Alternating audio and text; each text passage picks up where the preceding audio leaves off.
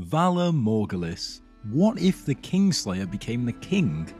Imagine Jaime Lannister sitting on the Iron Throne, ruling the Seven Kingdoms. It sounds crazy, right? But did you know this was actually part of George R.R. Martin's original plan for Game of Thrones?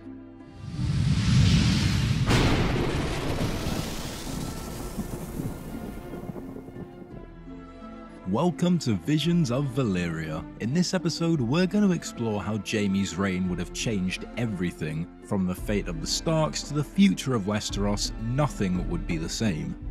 Jaime's rise to power, a bloody path to the throne. What if I told you that Jaime Lannister was supposed to be the show's main bad guy? In George R.R. Martin's original plan, the Kingslayer wasn't just happy to push Bran off a tower.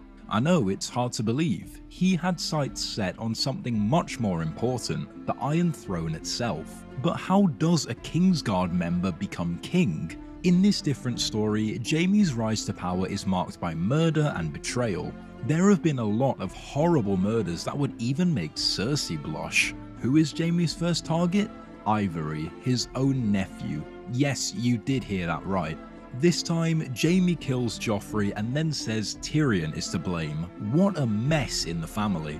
Jaime doesn't stop there though, he gets rid of everyone in the line of succession before him in a planned way. In Martin's original plan, Joffrey and Sansa have a son together. This is where things get really crazy. Could you picture it?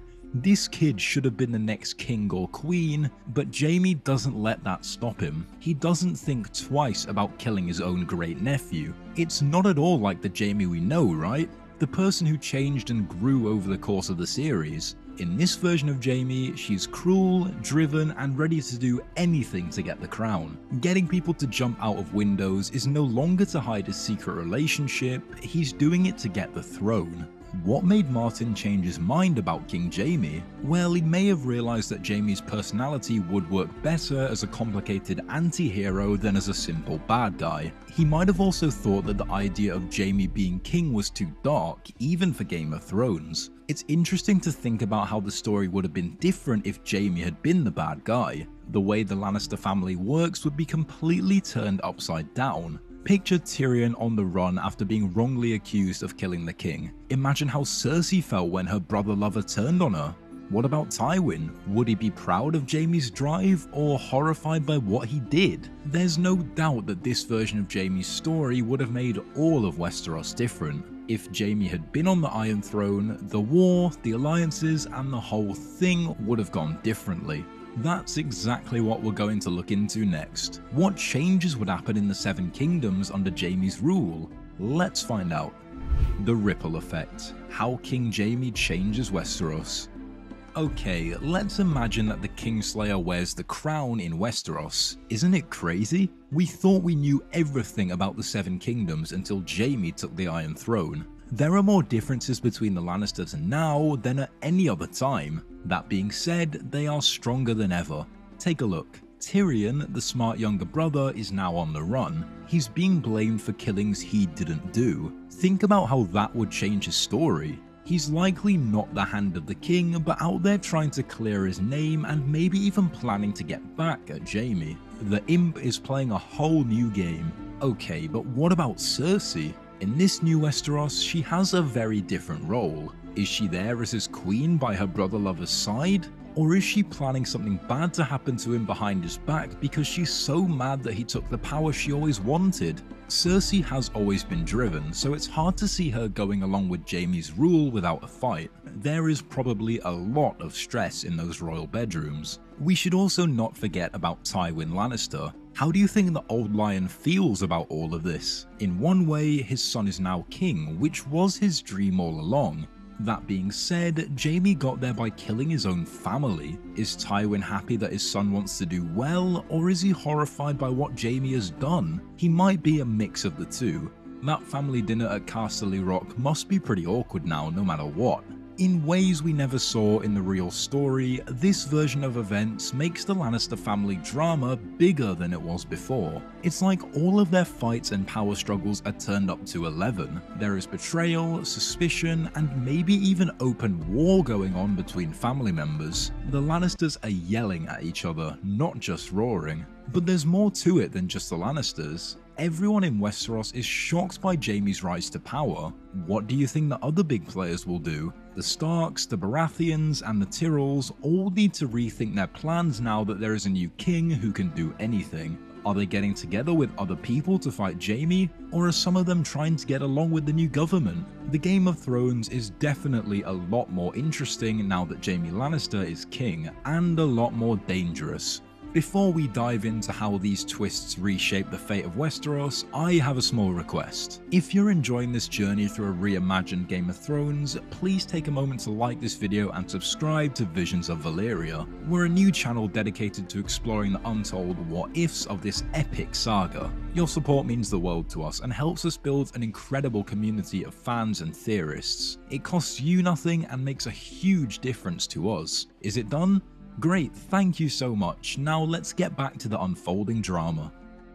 The War of the Five Kings reimagined. Like the saying goes, the enemy of my enemy is my friend.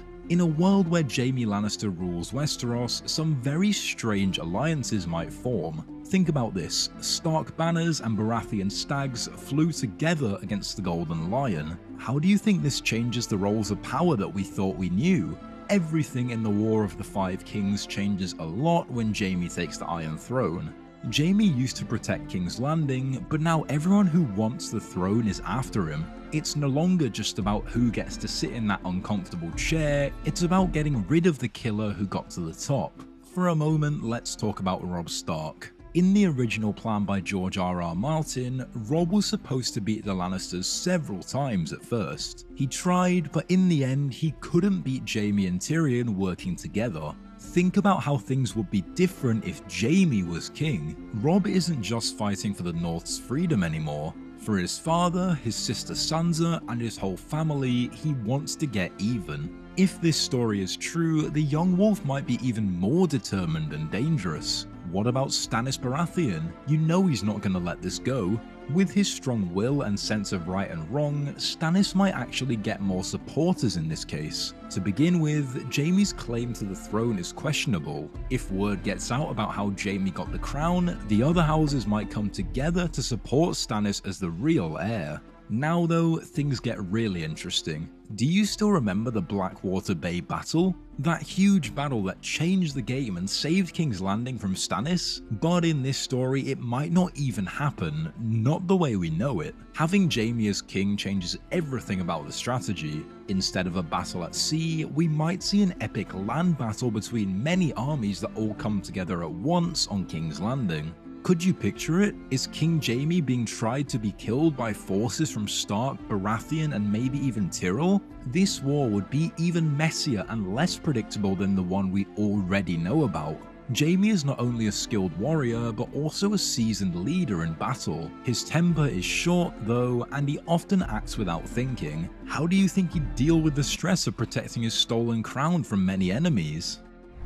Dragons and White Walkers, Jaime's ultimate test. Do you remember how we said that everything would change if Jaime Lannister became king? Okay, well, the good part wasn't even here yet. Imagine that you just won the most dangerous game in Westeros, but the real battle is about to start. Tell me what you think our new King Jaime would do if he heard that there were dragons in the east and an army of the dead marching south. How he answered could make the difference between the Seven Kingdoms being saved or destroyed. Let's talk for a moment about Jaime's time in the military. We know that he's a skilled soldier and a seasoned leader in battle. Oh, and dragons and White Walkers? That is not the same thing at all. Would Jaime really believe these threats, or would he just brush them off like Cersei did in the show? It's hard to say for sure, but since Jaime is the bad guy in this version, he might be too busy trying to keep his new crown to worry about stories and myths. What if though he did believe the threats? There could be a very different way of getting ready for war. Because Jaime is so cruel, she might do some very bad things. He might start to store wildfire or make everyone in the Seven Kingdoms who is healthy train for battle. Could you picture King's Landing as one big military camp? Let's talk about the Dragon Mother now. From this point of view, Daenerys is still out there raising her dragons and putting together her army. But what would Jaime do about her? If he thought he could use her dragon's power to keep this rule, would he try to marry her? Or would he think she's dangerous and try to kill her before she could fight him? The battle for King's Landing is going to be very different either way. Think about this, for the second time, Jaime Lannister is going up against the daughter of the Mad King and her fire-breathing dragons. He killed the Mad King to save the city, like the same thing happened in the past but with much bigger stakes. All of this is going on while the White Walkers are moving south. You really are stuck between a rock and a hard place. Conclusion. That's all there is to it, folks. King Jaime's rule would have made Game of Thrones very different. Isn't it crazy how one change can make a story completely different? Just picture Jaime sitting on that Iron Throne and ruling over Westeros. Would he have been a better king than the ones he saw? Or would his way to power have doomed the Seven Kingdoms from the start? The way George R.R. Martin's original plan changed over time is kinda funny.